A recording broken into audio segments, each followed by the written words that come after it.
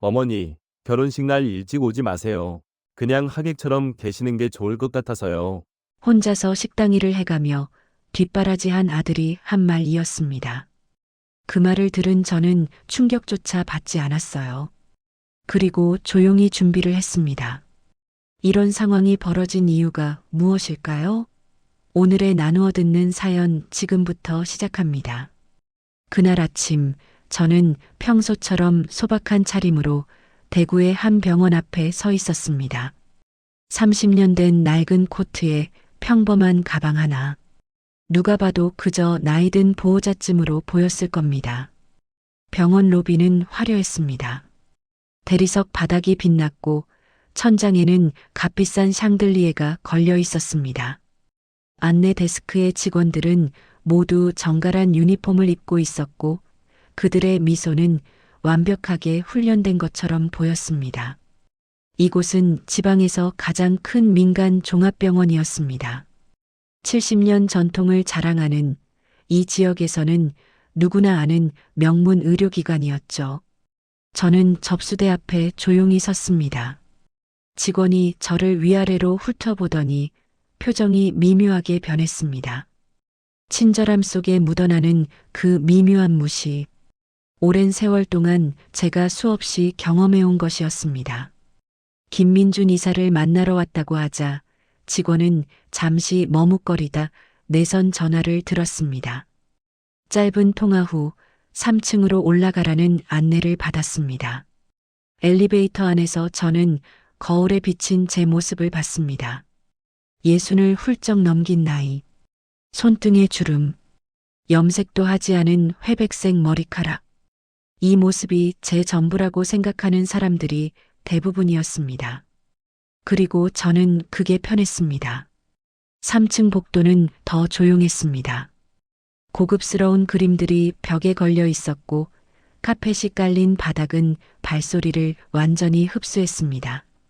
이사실 앞에는 젊은 비서가 서 있었습니다. 어머님이라는 호칭에는 존중보다는 거리감이 담겨 있었습니다. 문을 열고 들어간 방은 제가 예상했던 것보다 더 화려했습니다. 넓은 책상, 가죽 소파, 벽면을 가득 채운 의학 서적들, 그리고 그 중앙에 제 아들이 앉아 있었습니다. 김민준, 36살.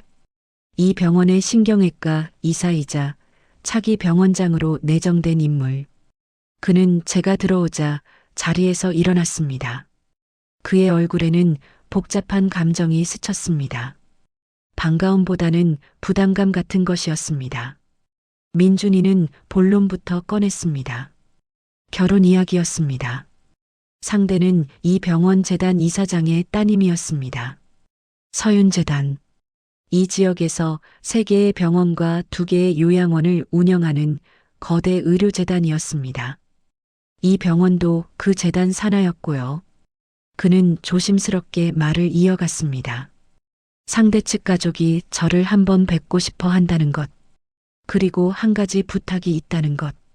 민준이의 목소리는 점점 작아졌습니다. 그는 제게 어머니에 대해 많은 것을 말하지 못했다고 했습니다.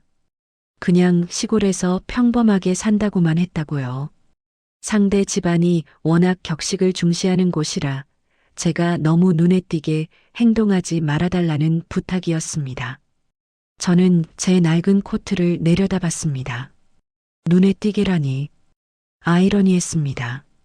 저는 그저 이대로 가겠다고 답했습니다. 민준이의 얼굴에 안도의 빛이 스쳤습니다. 그리고 동시에 미안함도 보였습니다.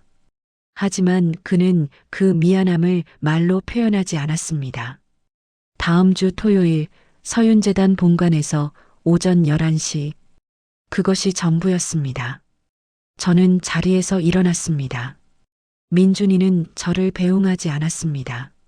문을 열고 나가는 제 등 뒤로 그가 깊게 한숨 쉬는 소리가 들렸습니다. 마치 하나의 난관을 넘긴 듯한 안도의 한숨이었습니다. 복도를 걸어 나오는데 비서실에서 작은 목소리들이 새어나왔습니다.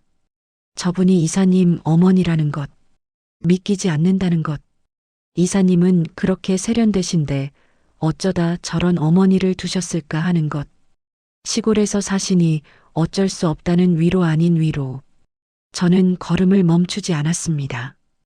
엘리베이터를 타고 내려가면서 저는 30년 전을 떠올렸습니다. 30살의 나, 홀로 아이를 키우던 시절, 작은 식당에서 설거지를 하고 밤에는 청소 일을 하며 아들의 학비를 댔던 그 시절.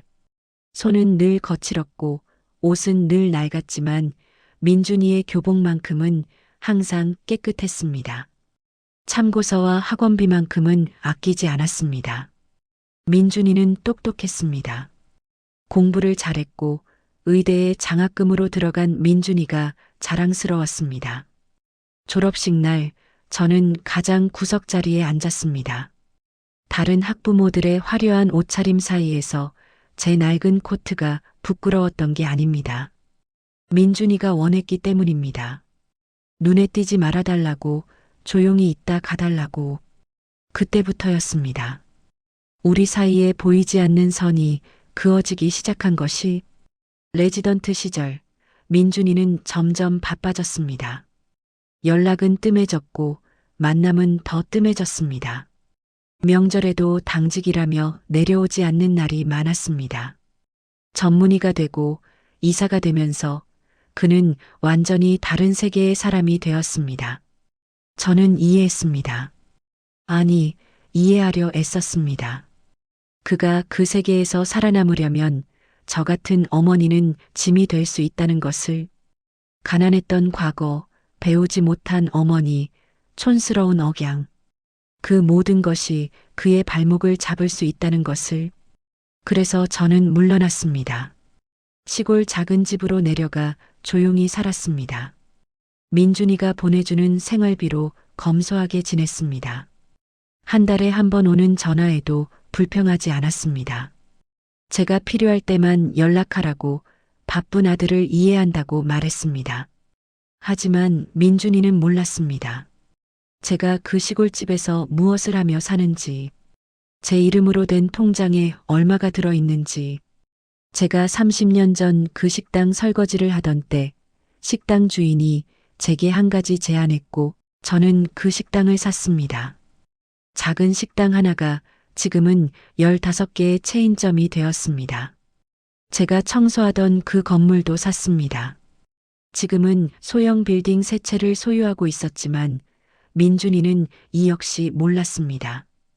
부동산 투자, 주식, 채권, 밤을 새워 시장을 읽고 공부했습니다. 민준이의 학비를 대면서도 저는 한 푼, 두 푼 모았습니다. 지금 민준이가 이사로 일하는 이 순간 저는 이 병원을 통째로 살 수 있는 자산을 가지고 있었습니다.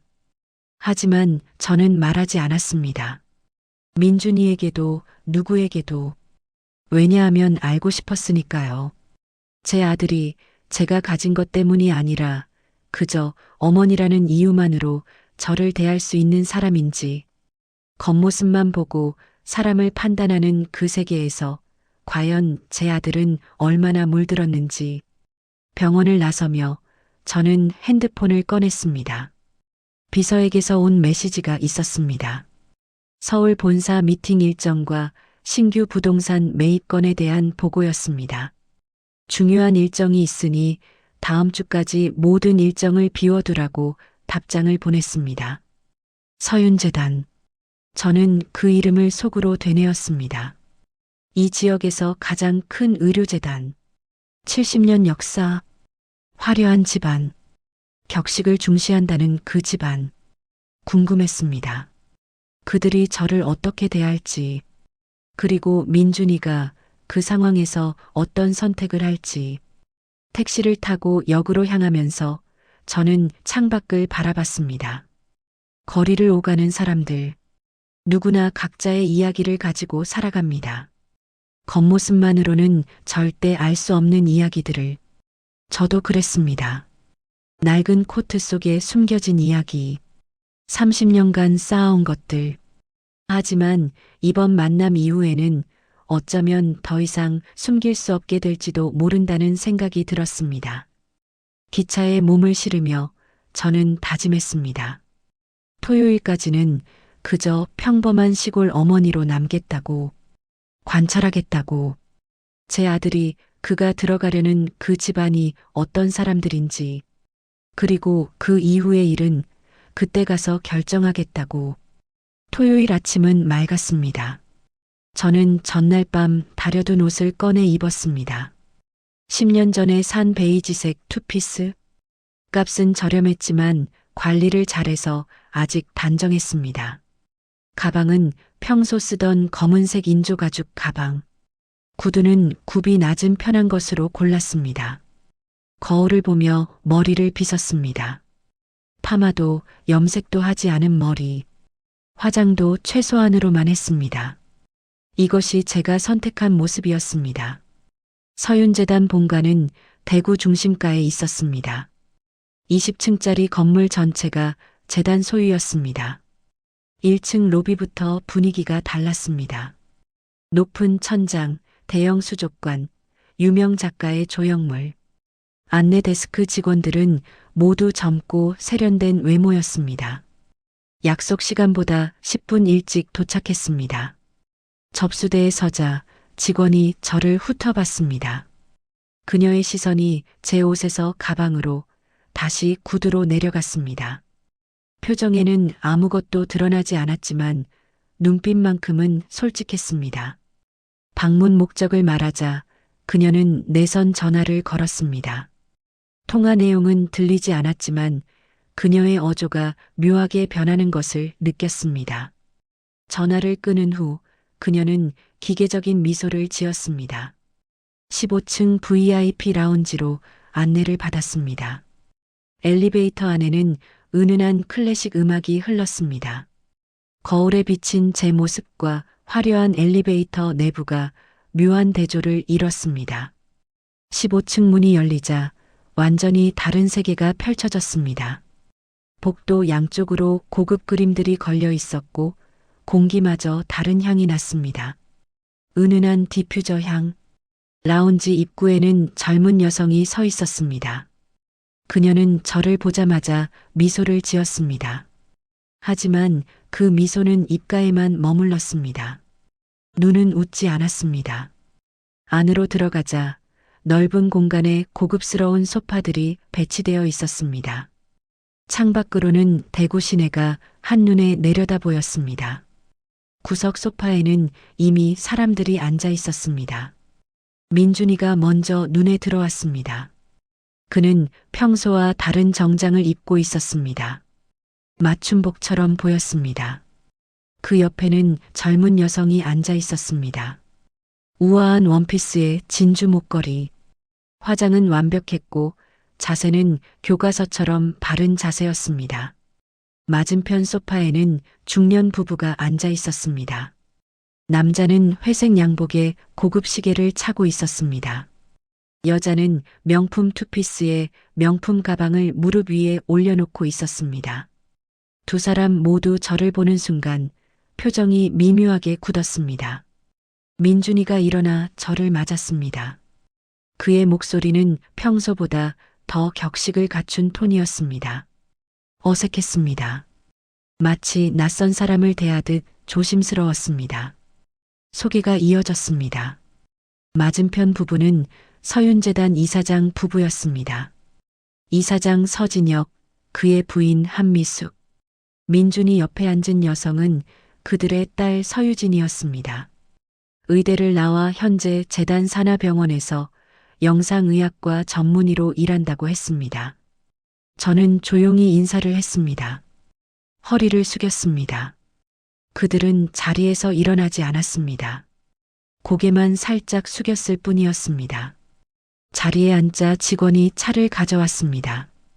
고급 찻잔에 담긴 녹차였습니다.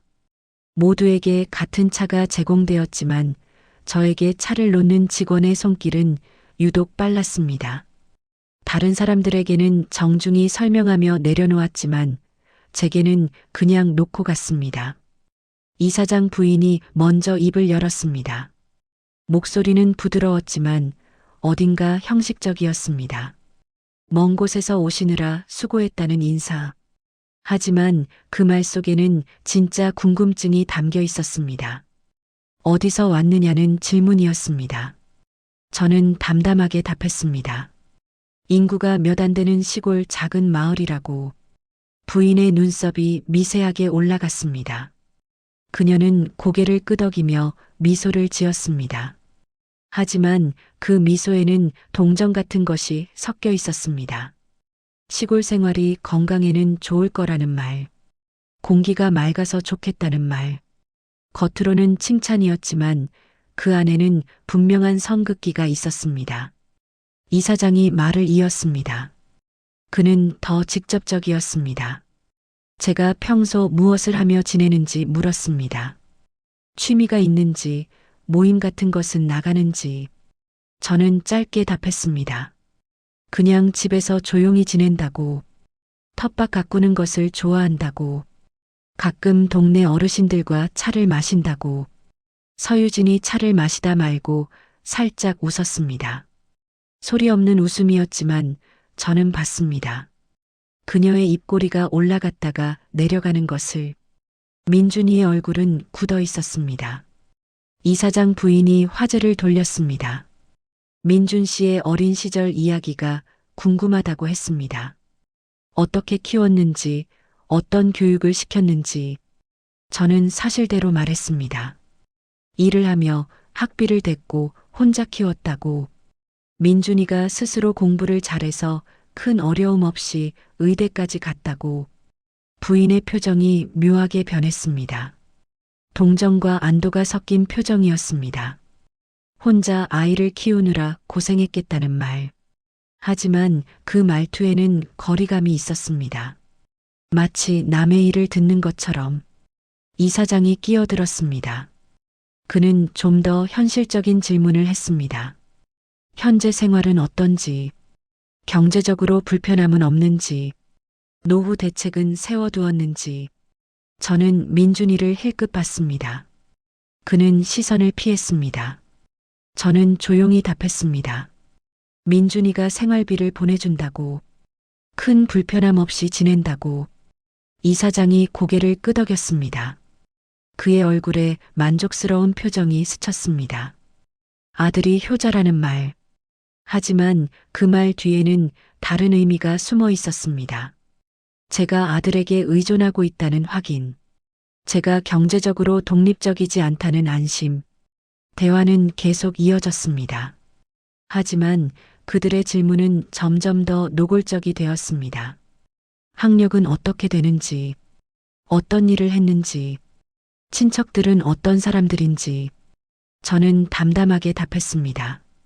고등학교만 나왔고 식당 일, 청소 일을 했다고. 친척은 거의 없다고.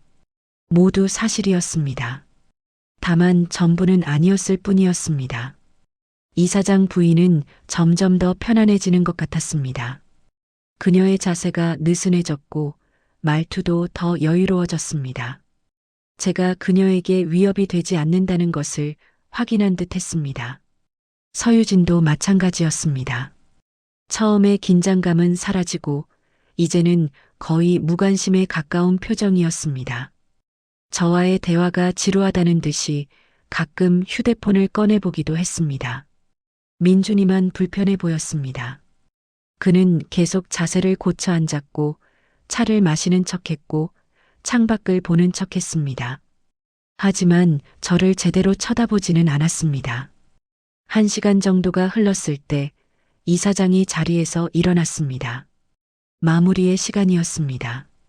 그는 민준이의 어깨에 손을 올렸습니다. 좋은 인재라는 말, 재단의 미래를 맡길 수 있는 사람이라는 말, 그리고 저를 향해 말했습니다. 아들을 잘 키웠다는 말, 고생 많았다는 말.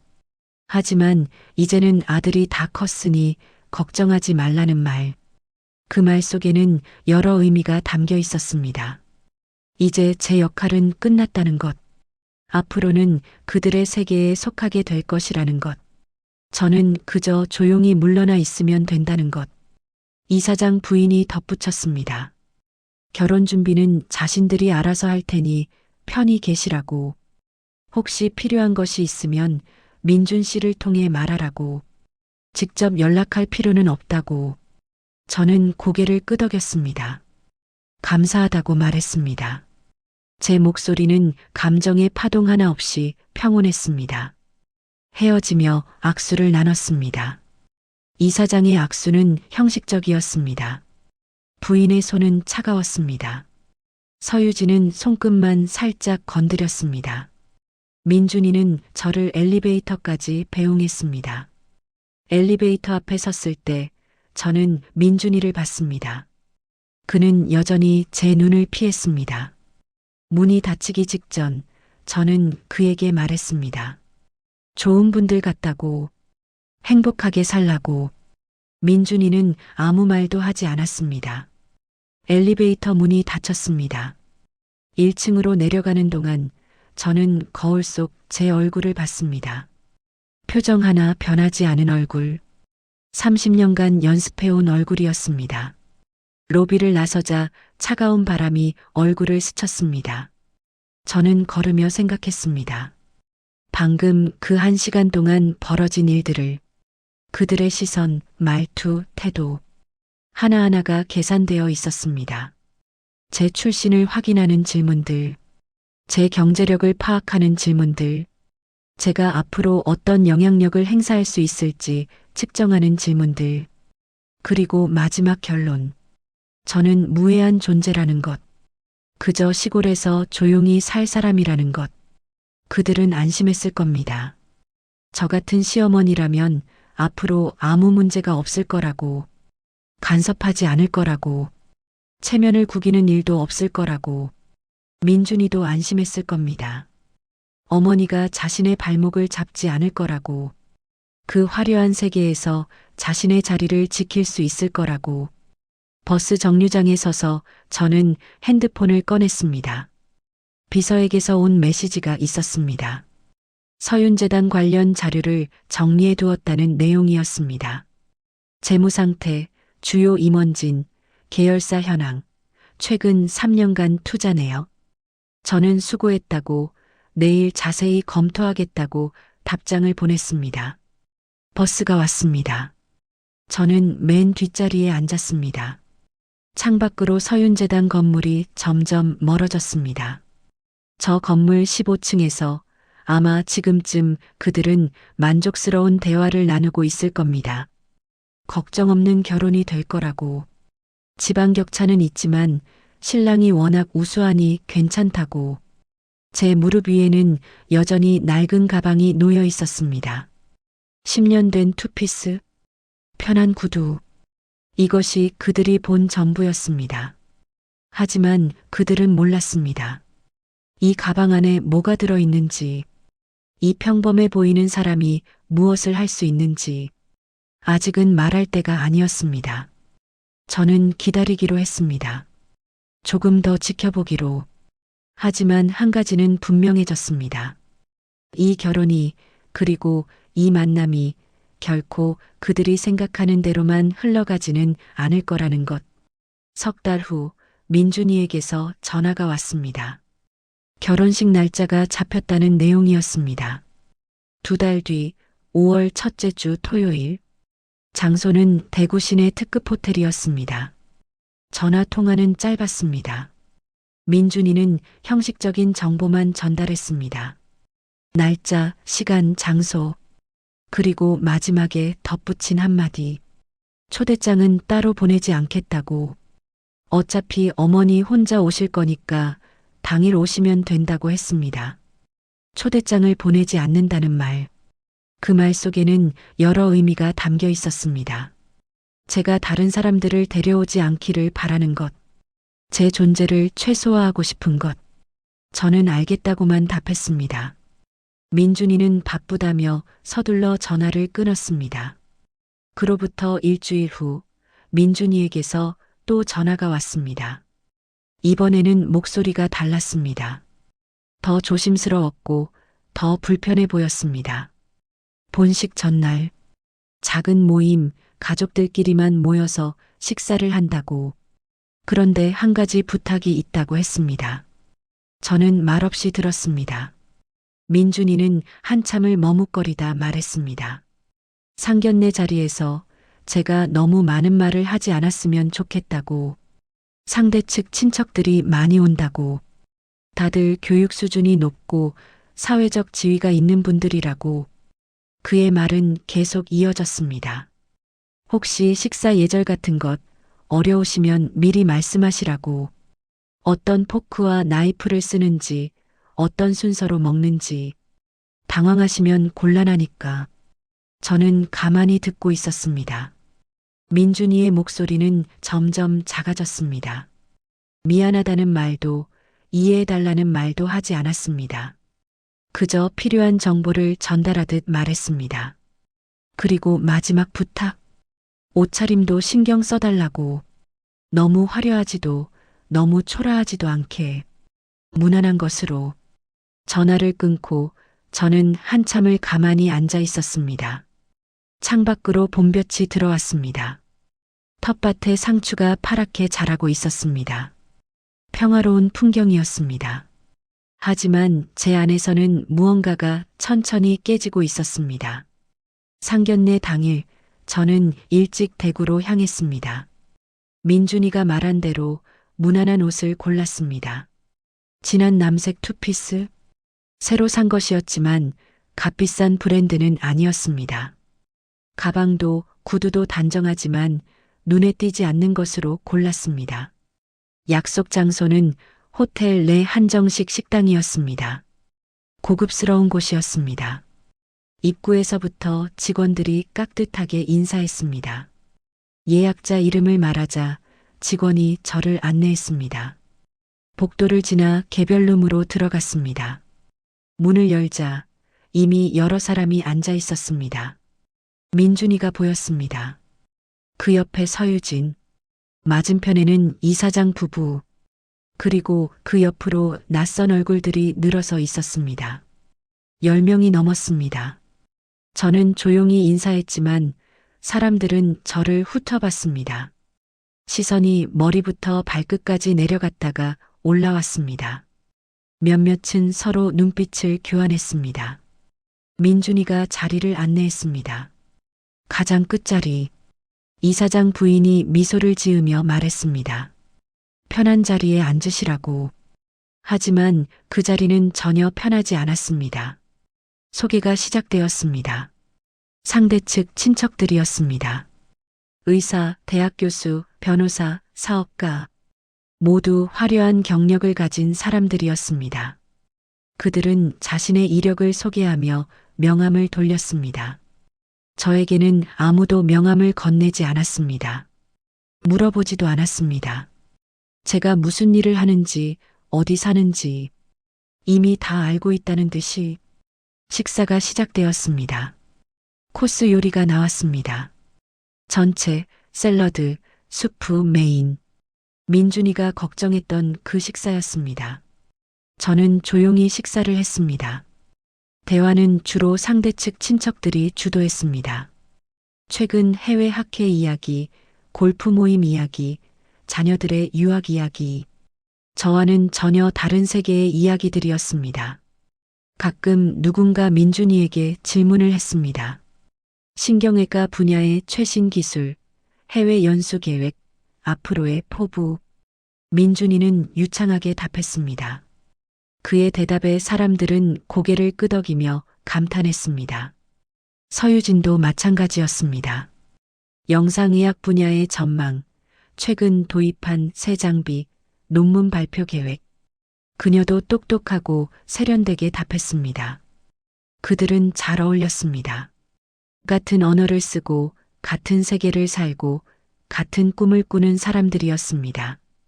1시간쯤 지났을 때 이사장의 형이라는 사람이 말을 꺼냈습니다. 그는 대학병원 원장이었습니다. 목소리가 크고 자신감 넘쳤습니다. 그가 민준이를 보며 말했습니다. 집안 배경이 중요하지 않다고, 실력만 있으면 된다고. 자기도 평범한 집안 출신이었지만 노력으로 여기까지 왔다고. 그 말은 겉으로는 격려였지만 실제로는 달랐습니다. 민준이의 출신을 상기시키는 것이었습니다. 저의 존재를 환기시키는 것이었습니다. 이사장 부인이 거들었습니다. 그녀는 저를 보며 말했습니다. 아드님을 정말 잘 키우셨다고, 혼자 고생하시며 여기까지 키우셨다고, 정말 대단하시다고 칭찬처럼 들렸습니다. 하지만 그 말투에는 동정이 담겨 있었습니다. 그리고 안도도, 제가 더 이상 민준이의 발목을 잡지 않을 거라는 안도. 다른 친척들도 거들었습니다. 요즘 같은 세상에 혼자 아이 키우기 얼마나 힘드냐고, 정말 존경스럽다고. 하지만 그 말들 속에는 분명한 선이 그어져 있었습니다. 저와 그들 사이의 선. 민준이는 아무 말도 하지 않았습니다. 고개만 숙이고 앉아 있었습니다. 저를 보지 않았습니다. 저를 위해 한마디도 하지 않았습니다. 그때였습니다. 이사장의 동생이라는 여자가 물었습니다. 혹시 결혼식 때 신부 측 하객이 많을 텐데 신랑 측은 괜찮겠냐고, 친척이나 지인들 많이 초대하셨냐고. 민준이가 대답했습니다. 병원 관계자들 위주로 초대했다고, 친척은 많지 않다고. 그 여자가 다시 물었습니다. 그럼 신랑 어머님 쪽 하객은 어떻게 되느냐고, 친척분들이나 지인분들은 얼마나 오시느냐고. 공기가 묵직해졌습니다. 모두의 시선이 저에게 왔습니다. 저는 조용히 답했습니다. 제 쪽에서는 따로 초대하지 않았다고, 혼자 갈 생각이라고. 잠시 침묵이 흘렀습니다. 그리고 누군가 작게 웃었습니다. 동정 어린 웃음이었습니다. 이사장 부인이 재빨리 화제를 돌렸습니다. 괜찮다고. 요즘은 다들 작은 결혼식을 선호한다고. 하객 숫자는 중요하지 않다고. 하지만 그 말은 오히려 상황을 더 부각시켰습니다. 제가 얼마나 외로운 사람인지, 제 주변에 아무도 없다는 것을. 식사가 끝나갈 무렵 이사장이 일어났습니다. 그는 간단한 덕담을 했습니다. 두 사람의 앞날을 축복한다고, 좋은 가정을 꾸리길 바란다고, 그리고 민준이를 보며 말했습니다. 이제 진짜 가족이 되는 거라고, 서윤가의 일원이 되는 거라고, 책임감을 가지고 재단을 위해 일해달라고. 민준이는 고개를 숙였습니다. 감사하다고 말했습니다. 최선을 다하겠다고. 그의 목소리는 떨렸습니다. 감격한 것처럼 보였습니다. 저는 그 모습을 봤습니다. 제 아들이 다른 가족을 택하는 순간을, 서윤가의 일원이 되겠다고 선언하는 순간을. 자리가 파하고 사람들이 일어났습니다. 악수가 오갔습니다. 포옹도 있었습니다. 하지만 저에게는 아무도 다가오지 않았습니다. 형식적인 인사 한마디씩 건넬 뿐이었습니다. 민준이가 저를 호텔 로비까지 배웅했습니다. 엘리베이터를 기다리며 저는 그를 봤습니다. 그는 여전히 제 눈을 피했습니다. 문이 열렸습니다. 저는 안으로 들어갔습니다. 돌아서는 순간 민준이가 말했습니다. 어머니, 결혼식 날 일찍 오지 마세요. 그냥 하객처럼 계시면 좋을 것 같아요. 저는 그를 봤습니다. 그의 얼굴에는 미안함과 부끄러움이 섞여 있었습니다. 하지만 그보다 더 강한 것은 간절함이었습니다. 제가 눈에 띄지 않기를, 조용히 있어주기를 바라는 간절함. 엘리베이터 문이 닫혔습니다. 저는 거울 속 제 얼굴을 봤습니다. 여전히 평온했습니다. 하지만 제 손은 떨리고 있었습니다. 로비를 나와 거리를 걸었습니다. 저녁 공기가 차가웠습니다. 사람들이 지나갔습니다. 행복해 보이는 가족들, 웃으며 걷는 연인들, 친구들과 수다 떠는 젊은이들. 저는 혼자였습니다. 벤치에 앉았습니다. 핸드폰을 꺼내 연락처를 훑어봤습니다. 민준이 이름 하나, 가끔 연락하는 동네 이웃 몇 명, 비서, 변호사, 회계사, 아들 빼고는 모두 일 때문에 아는 사람들이었습니다. 30년 전 그날이 떠올랐습니다. 20살 아이를 안고 병원 문을 나서던 날, 남편은 떠났고 친정은 연락을 끊었고 세상에 혼자 남은 것 같던 그날 저는 다짐했습니다. 이 아이만큼은 잘 키우겠다고, 이 아이만큼은 행복하게 살게 해주겠다고, 이 아이가 제 전부가 되겠다고 30년을 그렇게 살았습니다. 민준이를 위해서라면 뭐든 했습니다. 제 자존심도, 제 꿈도, 제 행복도 뒤로 했습니다. 그런데 그 아이가 이제는 저를 부끄러워했습니다. 저를 숨기고 싶어 했습니다. 저의 존재를 최소화하고 싶어 했습니다. 30년간 참아온 눈물은 이제 나올 줄도 몰랐습니다. 저는 일어났습니다. 역으로 걸어갔습니다. 기차를 탔습니다. 집으로 돌아가는 내내 저는 창밖만 봤습니다. 집에 도착해서 저는 오랜만에 서재로 들어갔습니다. 잠긴 문을 열었습니다. 안에는 제 진짜 삶이 있었습니다. 회사 서류들, 재산 목록, 투자 포트폴리오, 책상 서랍을 열었습니다. 맨 아래 깊숙이 넣어둔 낡은 수첩을 꺼냈습니다. 30년 전부터 써온 수첩이었습니다. 매일매일의 수입과 지출, 목표와 계획이 빼곡히 적혀 있었습니다. 마지막 장을 폈습니다. 거기에는 30년 전 제가 쓴 문장이 있었습니다. 민준이가 행복하면 그것으로 충분하다. 저는 한참을 그 문장을 바라봤습니다. 그리고 천천히 펜을 들었습니다. 새로운 페이지를 펼쳤습니다. 무언가를 쓰기 시작했습니다. 결혼식 일주일 전이었습니다. 민준이에게서 또 전화가 왔습니다. 목소리가 평소와 달랐습니다. 더 긴장되어 있었고 더 조심스러웠습니다. 결혼식 비용 이야기였습니다.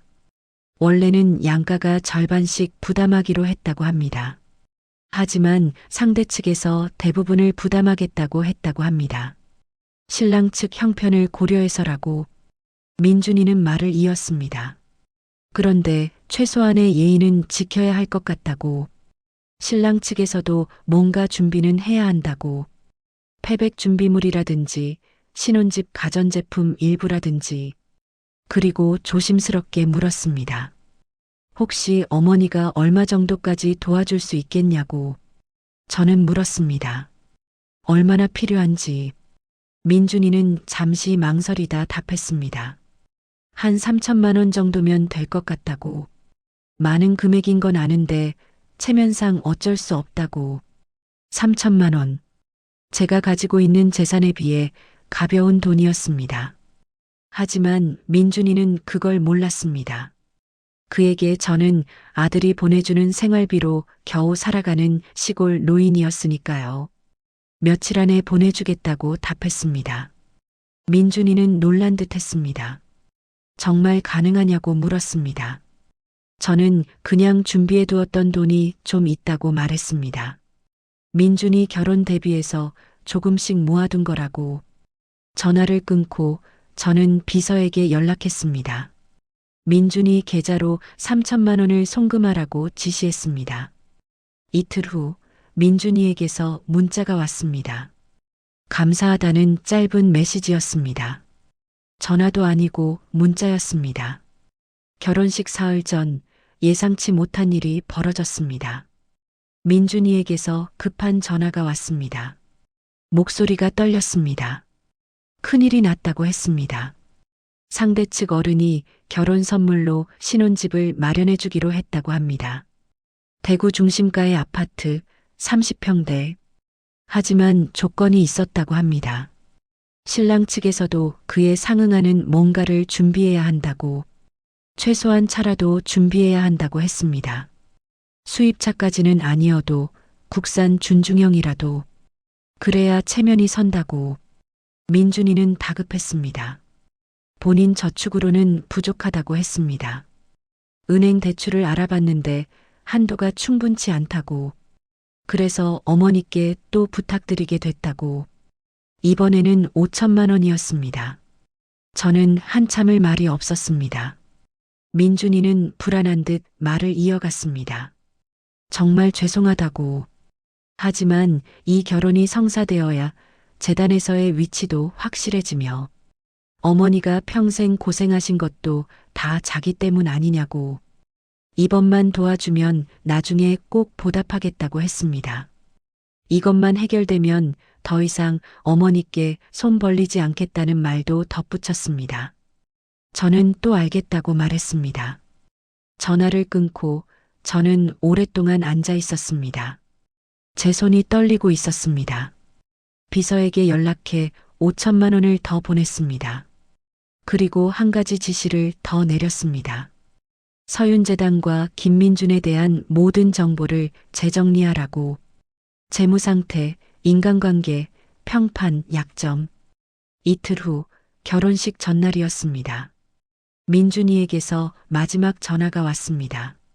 내일 일정을 확인하는 전화였습니다. 그리고 조심스럽게 말했습니다. 혹시 내일 오실 때 특별히 신경 써야 할 게 있다고. 상대 측 하객 중에 언론사 관계자들이 있다고 했습니다. 지역 유지들도 많이 온다고.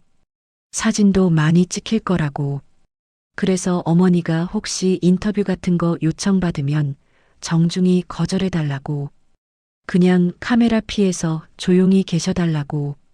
그리고 복장도 너무 눈에 띄지 않게 해달라고. 저는 물었습니다. 어떻게 입으라는 건지. 민준이는 머뭇거렸습니다. 그냥 평범하게, 튀지 않게, 딱 하객 정도로만. 저는 조용히 물었습니다. 민준아, 엄마가 그렇게 부끄러우니? 침묵이 흘렀습니다. 민준이는 답하지 않았습니다. 대신 이렇게 말했습니다. 어머니, 제발 이해해 주세요. 이게 마지막입니다. 결혼식만 잘 끝나면 그 다음부터는 괜찮을 겁니다. 저는 알겠다고 답했습니다. 목소리에는 아무 감정도 담지 않았습니다. 전화를 끊고 저는 한참을 그대로 앉아 있었습니다. 그리고 일어나 서재로 갔습니다. 서랍을 열고 서류 뭉치를 꺼냈습니다. 비서가 정리해준 자료였습니다. 서윤재단 재무제표, 최근 3년간 적자 운영, 주력 병원 2곳의 환자 수 감소, 의료사고 소송 진행 중, 재단 이사장의 개인 부채, 아들 민준의 병원 내 평판, 실력은 인정받지만 인간관계는 원만하지 못함, 승진 과정에서의 잡음, 서유진과의 결혼이 차기 병원장 자리를 위한 전략적 선택이라는 내부 소문. 저는 자료를 천천히 읽었습니다. 하나하나 머릿속에 넣었습니다. 변호사, 회계사, 투자 자문사에게 차례로 전화를 했습니다. 결혼식 당일 아침, 저는 평소보다 더 일찍 일어났습니다. 옷장을 열었습니다. 민준이가 원한 대로 평범한 옷을 골랐습니다. 회색 투피스. 낡지 않았지만 특별하지도 않은 옷이었습니다. 거울을 봤습니다. 예순이 훌쩍 넘은 주름진 얼굴에 백발의 여자. 누가 봐도 그냥 평범한 노인이었습니다. 저는 이 모습으로 아들의 결혼식에 갈 생각이었습니다. 구석에 조용히 앉아서 눈에 띄지 않게 아들이 원하는 대로. 하지만 그 전에 한 가지만 하기로 했습니다. 택시를 타고 대구로 향했습니다. 결혼식장이 있는 호텔이 아니라 다른 곳으로 갔습니다. 서윤재단 본관이었습니다. 토요일이라 한산했습니다. 로비에 들어서자 경비가 물었습니다. 무슨 일로 왔냐고. 저는 이사장을 만나러 왔다고 말했습니다. 경비는 당황했습니다. 토요일에는 이사장님이 안 계신다고. 오늘 따님 결혼식이 있어서 호텔에 계실 거라고. 저는 그럼 비서실에 연락해달라고 했습니다. 김민준 어머니라고 전해달라고. 긴급한 용건이 있다고. 경비는 망설이다가 전화를 걸었습니다. 잠시 후 놀란 표정으로 저를 봤습니다. 이사장이 직접 오신다고 했습니다. 10분 후 이사장이 나타났습니다. 정장 차림이었습니다. 결혼식 준비 중이었던 것이 분명했습니다. 표정이 불편해 보였습니다. 무슨 일이십니까? 저는 조용히 말했습니다. 잠깐만 시간을 내달라고. 중요한 이야기가 있다고. 이사장은 시계를 봤습니다. 1시간 후면 결혼식이 시작될 시간이었습니다. 하지만 그는 고개를 끄덕이고 회의실로 안내했습니다. 회의실 문이 닫혔습니다. 저는 가방에서 서류를 꺼냈습니다. 이사장의 표정이 변했습니다. 이게 뭡니까? 저는 답했습니다. 서윤재단 인수 제안서입니다. 공기가 얼어붙었습니다. 저는 계속 말했습니다. 재단이 적자 운영 중이라는 상태를 알고 있고 곧 유동성 위기가 올 거라는 것도 알고 있다고. 하지만 제가 인수하면 모든 부채를 청산하고 재단을 정상화할 수 있다고 했습니다. 이사장의 얼굴이 붉어졌습니다. 지금 장난하십니까? 당신이 뭔데? 저는 두 번째 서류를 꺼냈습니다. 제 재산 증명서였습니다. 부동산 목록, 주식 포트폴리오, 은행 잔고. 이사장의 목소리가 멈췄습니다. 저는 세 번째 서류를 꺼냈습니다. 민준이 계좌 내역이었습니다. 제가 보낸 8천만 원, 그리고 그 돈이 어떻게 쓰였는지, 차 구입비 5천만 원, 패백 준비비 2천만 원, 그리고 고급바에서의 술값 500만 원, 친구들과의 골프 모임 300만 원, 명품 시계 200만 원. 제 아들이 저한테 받은 돈을 이렇게 쓰고 있더군요. 제 목소리는 평온했습니다. 하지만 그 안에는 30년간 쌓인 무언가가 담겨 있었습니다. 이사장은 말문이 막혔습니다. 저는 마지막 서류를 꺼냈습니다. 이건 제 변호사가 준비한 결혼 무효 소송 자료입니다. 신랑 측이 사기 혼인을 했다는 내용입니다. 재산을 속이고 신부 측을 기만했다는. 이사장이 벌떡 일어났습니다. 무슨 소리를 하는 겁니까? 오늘이 결혼식인데. 저도 일어났습니다. 처음으로 제 목소리에 감정이 실렸습니다. 제 아들이 저한테 뭐라고 했는지 아십니까? 조용히 구석에 있으래요. 눈에 띄지 말고. 사진도 찍지 말래요. 엄마가 부끄럽대요. 제 손이 떨렸습니다. 30년을 키웠습니다. 제 모든 걸 포기하고 키웠어요. 그런데 그 아이가 저를 부끄러워합니다. 당신네 집안 때문에요. 당신들이 저를 그렇게 만들었어요. 이사장의 얼굴이 창백해졌습니다. 저는 서류를 탁자에 놓았습니다. 1시간 드릴게요. 결혼식 시작 전까지. 이 제안을 받아들이든지 아니면 결혼식을 취소하든지 선택하세요. 저는 돌아섰습니다. 참, 한 가지 더. 제가 제안을 받아들이시면 재단은 정상화됩니다. 하지만 이사장님 일가는 경영에서 손을 떼셔야 합니다. 제 조건입니다. 문을 열고 나가려는데 이사장이 소리쳤습니다. 미쳤소. 당신 정말 미쳤소. 저는 돌아봤습니다. 30년 동안 미친 사람처럼 살았죠. 제 아들을 위해서. 그런데 이제야 정신이 들었습니다. 제가 키운 건 아들이 아니라 저를 이용하는 인간이었다는 걸요. 저는 회의실을 나왔습니다. 복도를 걷는데 다리가 후들거렸습니다. 30년 만에 처음으로 쏟아낸 감정이었습니다. 30년 만에 처음으로 싸운 순간이었습니다. 로비로 내려왔습니다.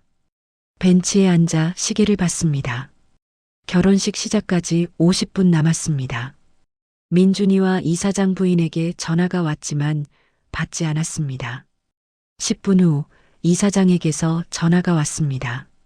저는 받았습니다. 이야기 좀 합시다. 제대로. 저는 답했습니다. 회의실에서 기다리겠습니다. 30분 후 저는 서윤재단 본관을 나왔습니다. 가방 안에는 서명된 계약서가 들어 있었습니다. 택시를 탔습니다. 역으로 가주세요. 기사가 물었습니다. 결혼식장 아니고요? 오늘 호텔에서 큰 결혼식 있던데. 저는 고개를 저었습니다. 아니요. 여기요. 창밖으로 호텔이 보였습니다. 입구에 하객들이 모여들고 있었습니다. 화려한 옷차림의 사람들, 축하 화환들, 웨딩카. 저는 눈을 감았습니다. 휴대폰이 계속 울렸습니다. 민준이, 이사장 부인. 번갈아 가며. 저는 모두 무시했습니다. 기차에 올랐습니다. 창밖으로 대구가 멀어졌습니다. 집에 도착해서 저는 서재로 들어갔습니다. 책상에 앉아 서류를 꺼냈습니다. 오늘 체결한 계약서였습니다. 서윤재단 인수, 3개월 내 경영권 이전, 기존 경영진 퇴진, 그리고 한 가지 조건, 김민준의 병원 내 모든 직책 해제. 저는 펜을 들었습니다. 새 수첩을 꺼내 첫 장에 썼습니다. 이제는 내 차례다. 결혼식은 예정대로 진행되었습니다. 저는 가지 않았지만 모든 것을 알고 있었습니다. 민준이는 제게 20통이 넘는 전화를 걸었습니다. 문자도 수십 통 보냈습니다. 처음에는 어디 계시냐는 물음이었고, 다음에는 왜 안 오시냐는 항의였고, 마지막에는 제발 연락 달라는 애원이었습니다. 저는 답하지 않았습니다. 이사장에게서도 연락이 왔습니다. 하지만 그는 더 이상 요구할 수 없었습니다. 이미 계약서에 서명을 했으니까요.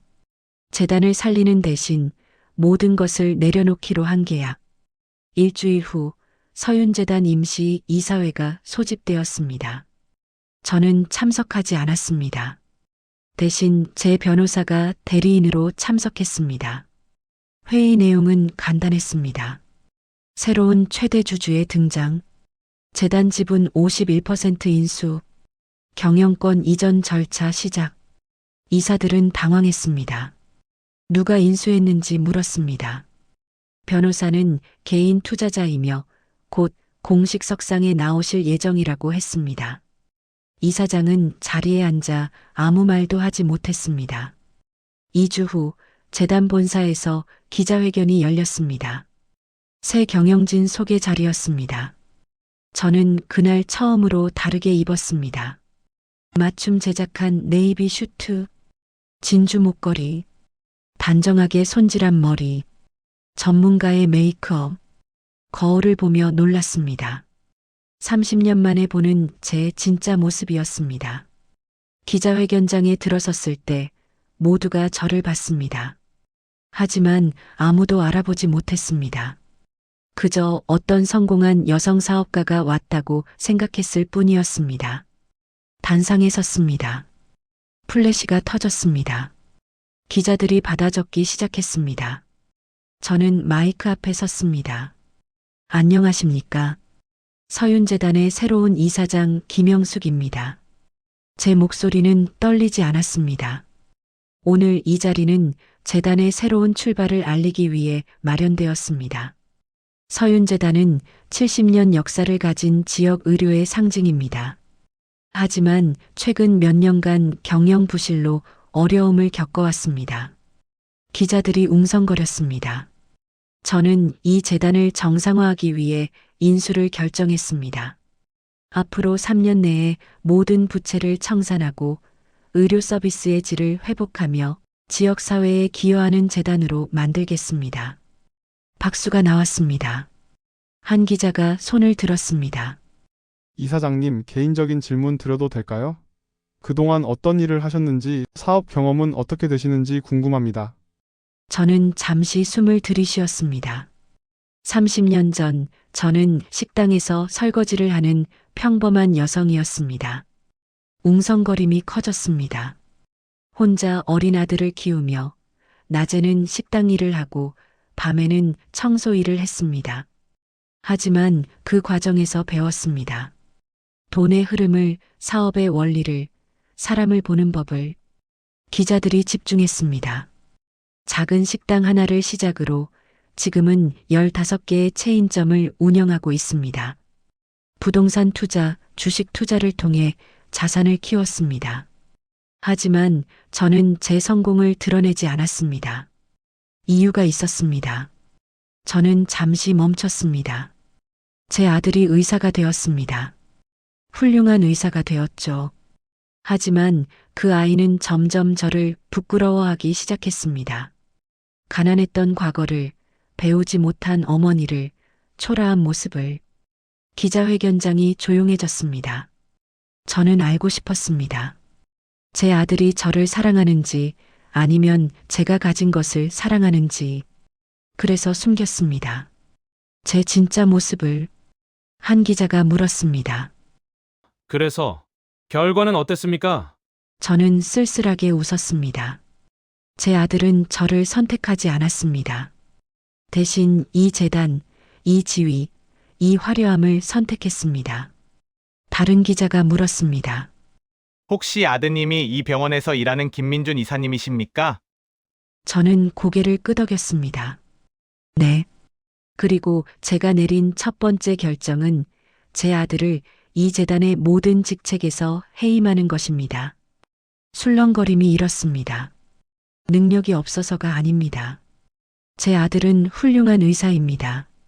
하지만 그는 잘못된 이유로 이곳에 왔습니다. 실력이 아니라 연줄로, 헌신이 아니라 욕심으로. 저는 준비한 서류를 꺼냈습니다. 이것은 지난 2년간 김민준 이사의 병원 내 활동 기록입니다. 실제 진료 시간보다 외부 활동이 더 많았습니다. 학회 참석보다 골프 모임이 더 많았습니다. 환자보다 인맥 관리에 더 많은 시간을 썼습니다. 기자들이 받아 적기 시작했습니다. 또한 이것은 결혼 준비 과정에서의 금전 기록입니다.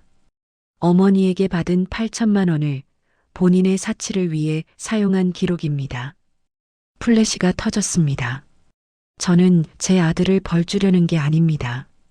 다만 그가 스스로를 돌아보길 바랍니다. 진짜 실력으로, 진짜 노력으로 자리를 얻는 것이 무엇인지 배우길 바랍니다. 한 기자가 물었습니다. 그럼 전 이사장 일가는 어떻게 됩니까? 저는 답했습니다. 서진혁 전 이사장과 그 가족은 모든 경영권에서 물러납니다. 하지만 재단이 제공하는 의료 서비스는 계속 받을 수 있습니다. 저는 복수가 아니라 정상화를 원합니다. 전 이사장 따님이신 서유진 전문의는요? 실력 있는 의사입니다. 원하신다면 계속 근무하실 수 있습니다. 단, 특혜는 없습니다. 다른 의사들과 똑같은 조건입니다. 기자회견은 1시간 동안 이어졌습니다. 질문이 쏟아졌고 저는 하나하나 답했습니다. 마지막 질문이 나왔습니다. 아드님은 이 사실을 아십니까? 저는 고개를 저었습니다. 오늘 이 자리를 통해 처음 알게 될 겁니다. 기자회견을 마치고 회의실로 돌아왔습니다. 비서가 말했습니다. 김민준 이사에게서 긴급 연락이 왔다고. 당장 만나고 싶다고. 저는 고개를 끄덕였습니다. 들어오라고 하세요. 10분 후 민준이가 들어왔습니다. 그의 얼굴은 창백했습니다. 눈은 충혈되어 있었습니다. 어머니, 그는 말을 잇지 못했습니다. 저는 조용히 말했습니다. 앉아라. 민준이는 비틀거리며 앉았습니다. 어머니, 이게 무슨, 어떻게 이럴 수가. 30년 동안 너를 키웠다. 내 모든 걸 포기하고 너만 봤어. 제 목소리는 평온했습니다. 그런데 너는 나를 부끄러워했어. 내가 가난해서, 배우지 못해서, 촌스러워서. 어머니, 그게 아니라. 아니야. 그게 맞아. 너는 나를 숨기고 싶어 했어. 내 성공에 방해가 될까봐. 민준이는 고개를 숙였습니다. 내가 돈이 있다는 걸 알았다면 어땠을까? 내가 이렇게 성공한 사람이라는 걸 알았다면. 저는 물었습니다. 그래도 나를 부끄러워했을까? 민준이는 대답하지 못했습니다. 저는 서류를 내밀었습니다. 이건 내 해임 통지서야. 오늘부로 너는 이 재단과 아무 관계가 없어. 어머니, 하지만 의사로서의 길은 열려 있어. 다른 병원에 가서 내 실력으로 자리를 얻어. 더 이상 연줄이나 배경에 기대지 말고. 민준이의 눈에서 눈물이 흘렀습니다. 어머니, 제가 잘못했습니다. 정말 잘못했어요. 다시 한 번만. 다시는 없어. 저는 단호하게 말했습니다. 하지만 기회는 줄게. 스스로 서는 기회. 내가 진짜 실력 있는 의사라면 어디서든 할 수 있을 거야. 민준이는 울먹였습니다. 어머니는 저를 용서 안 하시는 거예요? 저는 한참을 그를 바라봤습니다. 용서는 내가 스스로에게 구해야 할 거야. 나한테가 아니라. 민준이는 더 이상 말하지 못하고 고개를 숙였습니다. 가봐. 그리고 생각해봐. 내가 정말 원하는 게 뭔지. 민준이는 비틀거리며 일어났습니다. 문 앞에서 돌아봤습니다. 어머니, 사랑합니다. 저는 답하지 않았습니다. 문이 닫혔습니다. 혼자 남은 회의실에서 저는 창밖을 봤습니다. 대구 시내가 한눈에 보였습니다. 3개월이 흘렀습니다. 서윤재단은 빠르게 정상화되었습니다. 부채를 청산하고 새 의료진을 영입하고 시스템을 개선했습니다. 환자들이 다시 돌아오기 시작했습니다. 전 이사장 서진혁은 모든 직책에서 물러났습니다. 재단이 제공하는 명예직 고문 자리도 거절하고 조용히 은퇴했습니다. 그의 부인도 각종 사교 모임에서 모습을 감췄습니다. 서유진은 재단을 떠났습니다. 서울의 한 대학병원으로 자리를 옮겼다고 했습니다. 민준이와의 결혼은 유지되었지만 두 사람의 관계가 예전 같지 않다는 소문이 들렸습니다. 민준이는 부산의 한 중형병원에 취직했습니다. 이사도 과장도 아닌 평범한 전문의로 처음으로 자기 실력만으로 얻은 자리였습니다. 그에게서 가끔 문자가 왔습니다. 안부를 묻는 짧은 문장들. 저는 답장하지 않았습니다. 아직은 때가 아니었습니다. 어느 날 재단 로비에서 한 여성을 마주쳤습니다. 6개월 전 상견례 자리에서 봤던 이사장의 동생이었습니다. 그녀는 저를 알아보고 당황한 표정을 지었습니다. 저는 먼저 인사했습니다. 그녀는 어색하게 답례했습니다. 잘 지내시죠? 제 물음에 그녀는 고개를 끄덕였습니다. 요즘 오빠네 집안이 많이 힘들어요. 재단 일도 그렇고 민준 씨 일도 그렇고. 그러시겠죠. 저는 담담하게 답했습니다. 하지만 이게 시작이에요. 진짜 실력으로, 진짜 노력으로 살아가는 것. 그녀는 복잡한 표정으로 저를 봤습니다. 상견례 때 저희가 이사장님을 함부로 대했죠. 기억하세요? 네, 죄송합니다. 저는 고개를 저었습니다. 사과는 필요 없어요. 다만 배우셨으면 좋겠어요. 겉모습만 보고 사람을 판단하면 안 된다는 것. 그녀는 깊게 고개를 숙였습니다. 6개월 후 저는 처음으로 민준이에게 연락했습니다. 커피 한잔 하자고. 아들이 있는 지방으로 내려가겠다고. 민준이는 바로 답장을 보냈습니다. 정말 오시는 거냐고. 약속 장소는 바닷가 근처 조용한 카페였습니다. 민준이는 이미 와 있었습니다. 1년 만에 보는 아들이었습니다. 그는 많이 달라져 있었습니다. 얼굴은 여위였지만 눈빛은 전보다 맑았습니다. 화려한 명품 대신 단정한 캐주얼 옷을 입고 있었습니다. 어머니, 그의 목소리가 떨렸습니다. 저는 마주 앉았습니다. 커피를 주문했습니다. 한참 침묵이 흘렀습니다. 민준이가 먼저 입을 열었습니다. 어머니, 이제야 알았어요. 제가 얼마나 오만했는지, 얼마나 어리석었는지. 그래, 병원에서 일하면서요. 아무도 제 배경을 몰라요. 그냥 실력으로만 평가받아요. 처음에는 힘들었어요. 아무도 알아주지 않으니까. 그는 쓸쓸하게 웃었습니다. 하지만 지금은 이게 맞는 것 같아요. 제가 해야 할 방식이. 저는 고개를 끄덕였습니다. 어머니, 용서해 주실 수 있을까요? 저는 한참을 그를 바라봤습니다. 용서는 이미 했어. 내가 나를 부끄러워한 그 순간에도 사실 이해했거든. 이 사회가 얼마나 사람을 겉모습으로 판단하는지. 어머니, 하지만 이제 알았으면 좋겠어. 진짜 중요한 건 겉모습이 아니라는 것. 지위나 돈이 아니라 사람의 진심이라는 것. 민준이는 고개를 숙였습니다. 네, 이제 알아요. 우리는 커피를 마시며 이야기를 나눴습니다. 민준이의 요즘 일상, 병원 생활, 앞으로의 계획. 저는 들어주었습니다. 헤어지며 민준이가 물었습니다. 다음에 또 볼 수 있을까요? 저는 웃었습니다. 물론이지. 넌 여전히 내 아들이니까. 민준이의 눈에 눈물이 고였습니다. 사랑해요, 어머니. 나도. 1년 후 서윤재단은 지역 최고의 병원으로 자리를 되찾았습니다. 환자 만족도 1위, 의료진 만족도 1위. 적자는 흑자로 전환되었습니다. 저는 이사장 자리에서 물러났습니다. 전문 경영인에게 넘기고 저는 이사회 의장으로만 남았습니다.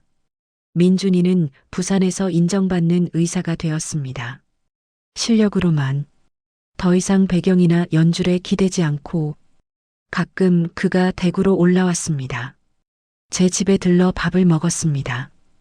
예전처럼 화려한 레스토랑이 아니라 제가 직접 차린 소박한 밥상에서 어느 날 저녁 민준이가 말했습니다. 어머니, 제가 어렸을 때 기억나세요? 어머니가 늘 제 도시락을 싸주셨잖아요. 기억하지? 친구들 도시락은 다 화려했는데 제 건 항상 소박했어요. 그때는 부끄러웠어요. 그는 쓸쓸하게 웃었습니다. 하지만 지금 생각해보면 그게 가장 맛있었어요. 어머니의 정성이 담겨 있었으니까. 저는 아들의 손을 잡았습니다. 이제 알았구나. 네, 너무 늦게 알아서 죄송해요. 늦지 않았어. 이제라도 알았으면 됐어. 창밖으로 석양이 지고 있었습니다. 평화로운 저녁이었습니다. 30년 만에 저는 진짜 행복을 느꼈습니다. 돈이나 지위 때문이 아니라 제 아들이 진짜 사람이 되었기 때문에. 그리고 깨달았습니다. 진짜 승리는 복수가 아니라 사람이 변하는 것이라는 걸. 진짜 권선징악은 악인을 벌주는 게 아니라 모두가 배우고 성장하는 것이라는 걸. 저는 더 이상 숨지 않았습니다. 제 진짜 모습으로 당당하게 살았습니다. 그리고 그것만으로도 충분했습니다. 여러분, 오늘의 나누어 듣는 사연 어떠셨나요? 여러분의 구독과 좋아요는 더 좋은 사연을 들려드리기에 큰 도움이 됩니다. 여러분이 무엇하며 들었는지, 이 사연은 어땠는지 생각을 댓글로 남겨주세요. 지금까지 사연을 나누어 듣는 노나듣다였습니다. 감사합니다.